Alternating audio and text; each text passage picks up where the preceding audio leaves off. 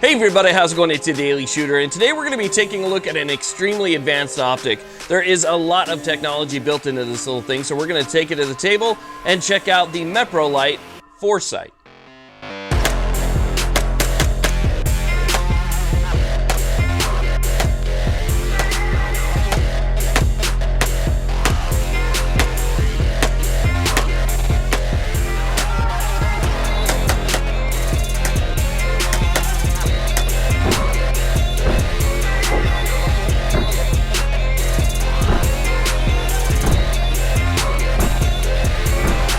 This channel is proud to be supported by the Firearms Policy Coalition. Make sure you check that link in the description box, become a member, and donate when you can. And Spartan Arms in North Las Vegas, Nevada. If you're ever in Spartan Arms, let them know the Daily Shooter sent you.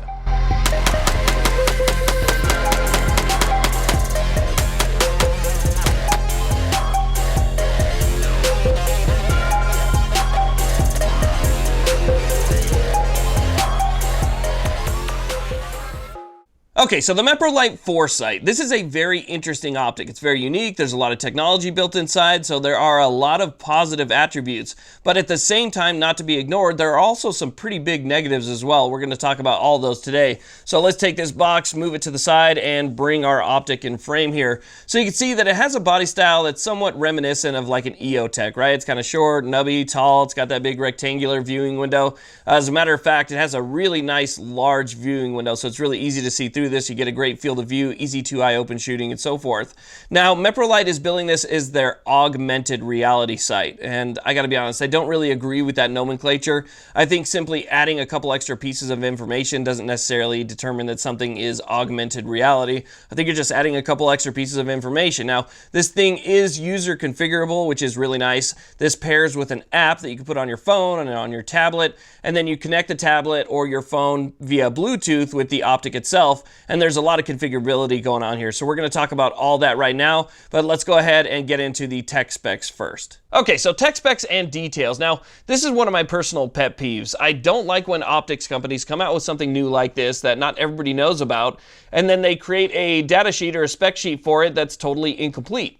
I went over to the Meprolight website, I clicked on the link for their spec sheet, and I read every little piece of information that it had on it, and it didn't have a lot of the pertinent information that I would want to make an informed decision before I bought something. And this is very easy information, like what's the battery life? It didn't say. Is this thing waterproof or water resistant? And if it is waterproof, down to what level? I don't know, it didn't say. Is this, how many brightness settings does it have? Well, it doesn't say on the spec sheet, so I assume you have to guess.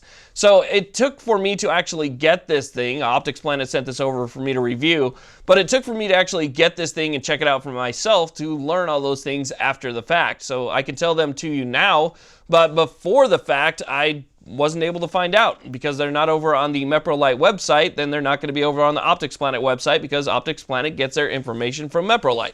So it's one of those things. Now, because Optics Planet sent this out, I do have a discount code. You can check out my website, which will be linked down below. You can find the corresponding video over there. You can use that discount code, save yourself a little bit of money, and you'll find any links over there as well because we can't post those to YouTube anymore. Nonetheless, let's go ahead and talk about what I've learned about this thing as far as battery life and all the stuff that I had mentioned prior. Now, again, this is a pretty cool little optic. Okay, it really does have a lot to offer. Again, they call it augmented reality. I don't think that's the case, but it does have a lot of information that it does display to you. It's got a fairly large viewing window. As you can see, it's a little bit different than an EOTech, even though the body is a very similar shape. It's a little bit shorter and more rectangular, whereas an EOTech is a little bit taller and more square. But this does lead to a pretty good field of view, very easy, two-eye open shooting. The reticle does get very, very daylight bright. But from what I can see, and again, this is just going off of what I learned from using it, it does not seem to have any night vision settings. Now, there is one detail that you can see inside the viewing window that will tell you what brightness setting you're on, and that's how I learned.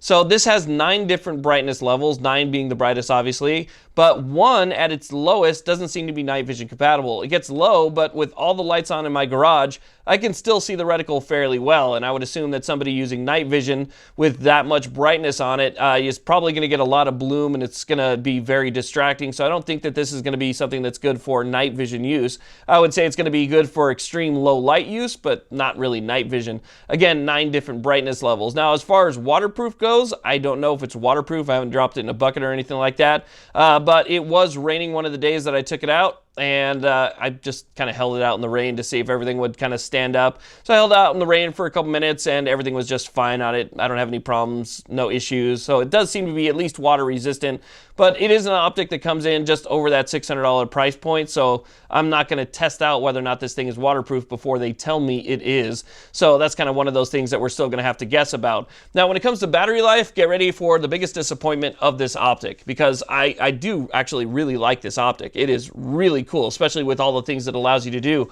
but the battery life is a killer. It has a total, and I had to find this out by actually calling Meprolight, it has a total of 50 hours of runtime. Yes, 50, not 50,000, not 10,000, not 50 million, 50.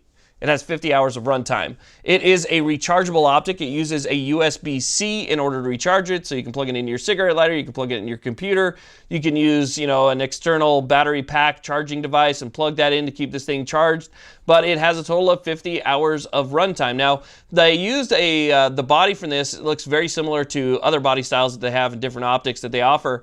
Typically, there'll be a removable battery compartment right here. This battery compartment is actually blocked off, so you cannot take this little piece off. They simply, well, I don't know if they welded it on, but they put this cap on here, and this cap doesn't come off, and the battery is located inside. So you can't change the battery. You have to recharge the battery. When I got this, it had about 12% on it, and it took a little bit over an hour to totally charge this thing from 12%. So again, you can't just simply take the battery out, put a new battery in, and have another 50 hours. You got to plug it in and have it charged. Now, to some people, that's not going to be that big of a deal. I guess you can just keep this thing plugged in or plug it in on your way to the range, and you can use it that way. But still, that is something that needs to be mentioned, because that's my biggest downside to this thing. Now, another interesting thing about this is because this thing is pretty much completely digital, and like I said before, it connects via Bluetooth to an app, both Apple and Android, to either a tablet or a phone. The way that you would actually adjust the turrets on this is going to be digitally. So you can see right here that where you normally have your windage and elevation, those are capped off as well, because you would use these top buttons to make your adjustments. Now, on top of windage and elevation adjustments, you also make your reticle adjustments through these buttons as well. So if you want to go through the brightness level, all you do is you simply turn it on by holding this center button right here, and then to increase the brightness of your reticle, you press this forward button. To decrease it, you press this back button, and then to go through your reticle options, you press either left or right to scroll through the different reticles. Now, this thing holds 5 reticles, but there are more reticle options. Once you connect this thing to your tablet or your phone, then you can go ahead and you can swap out different reticles. I think right now there's a total of 20 different reticles that you could choose from. So let's say that you have 3 in here that you like, 2 that you don't. You can connect this thing to your tablet or your phone and then swap those out with 2 reticles that you do like.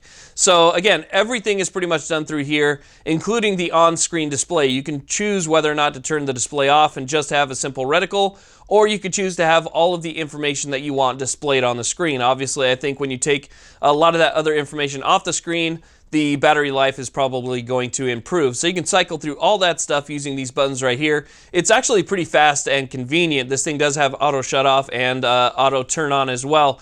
As far as dimensions and weight goes, it's about 4.5 inches long. It's about 2 3/4 inches tall, about 2 inches wide, and on my scale as is, it comes in at 9.9 ounces. Now, this thing also has a built-in Picatinny quick detach rail mount. So you can see right here we have 2 different points of contact. So we have this spot right here with the small lever, this spot here with the small lever, and those actually give a pretty good, nice tight squeeze to that rail and allow you to get a good re-zero. So instead of just having one section that attaches, you can see we have a squared off bar right here. That's going to allow you to index to your upper receiver, be able to square it off nice and tight to your Picatinny rail.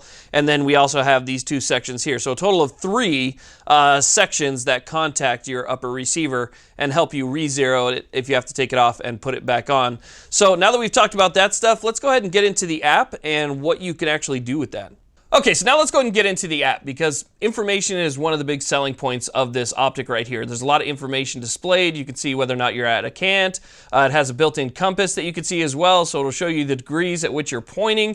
It'll tell you the battery life, Bluetooth. It'll show you which brightness level you're on. All that's going to be available on screen, or you could choose to turn that display off and just see the reticle itself. So you can choose how much information you want.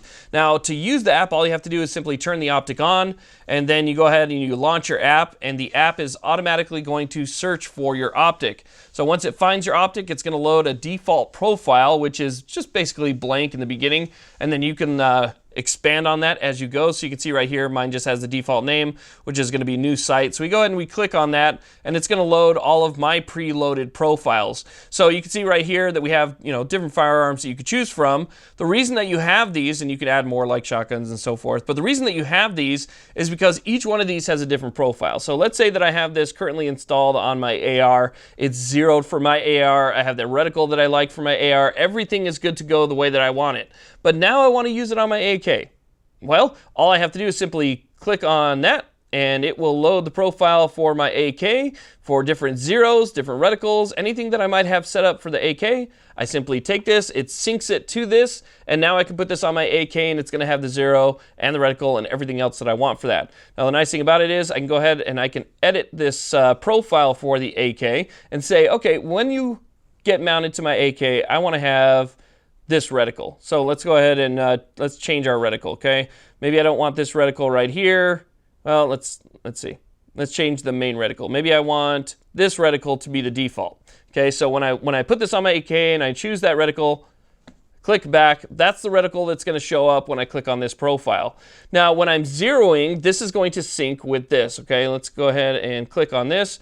And let's say that our zero is going to be a little bit up and a little bit over. So that's the zero that we're going to get. We again can sync the zero from the optic to the app, and so when I pull up the app, it'll actually show the zero right here. Okay, so let's go ahead and take this, and then we're going to go ahead and click app. That's going to sync it so that I know now when I click on this profile, I'm going to get this reticle and this zero. Now it's showing 0, 0, and that's because I clicked app and it basically defaulted everything back. But if I was to choose the device, then it would go ahead and it would sync these over to the profile that I just set up and I showed you guys. So that's basically what you can do. I have a 0 here and I have a reticle option. If I want to put it on something like this, all I have to do is click on it. I have a different reticle. I have a different zero. Obviously, you're going to have a different zero for each one of these depending on your barrel lengths and calibers and stuff like that. And this allows you to load those zeros and those reticles default through each of these. So again, just makes things a little bit more convenient to load these things up. Now, you do have a lot of reticle options here. Let's say we take this and we edit profile and we click on the reticles. Now, there's 5 preloaded reticles. You can see 1, 2, 3, 4, 5 preloaded reticles, right? If I take this and let's say I don't want to have this reticle anymore, I can simply click on that and maybe I want to add this reticle here. Okay, so now you can see that's our 1, 2, 3, 4, 5 that's going to be loaded. I don't want this one, I don't want this one, so maybe I want this one and this one. I can click on those. Basically, any total of 5 reticle options, and you can scroll down with all the reticles that they have right now. Click done, click back, and you're good to go. Those reticles are going to be now loaded onto your optic. You just have to, sync it with the device and so forth. My opinion on it. Now, my overall opinion on the optic, I like the optic. I like the optic and what it gives you. I like the balance. I like the reticles. I like the options. I like the profiles that I can load for mounting this on different rifles. So the optic, I think, is great. It seems like a nice optic. But that battery life just kills me. It's one of those things where if I'm going to spend over $600 on an optic, I want it to have everything I want it to have. And I think battery life should be there. And I think I should know whether or not this thing's waterproof or just water resistant. I think you should put in the tech specs and the details whether or not this thing is shock proof or maybe shock resistant, or up to what caliber was it tested. I think more information should be there so that people, again, can make an informed decision. Now, again, I like the optic because when I look through it, I like the reticles. I like the information that it gives me. It's very easy to use, both eyes open, nice big window. It's got a lot of the things that I look for in an optic. But there's positives and there's negatives.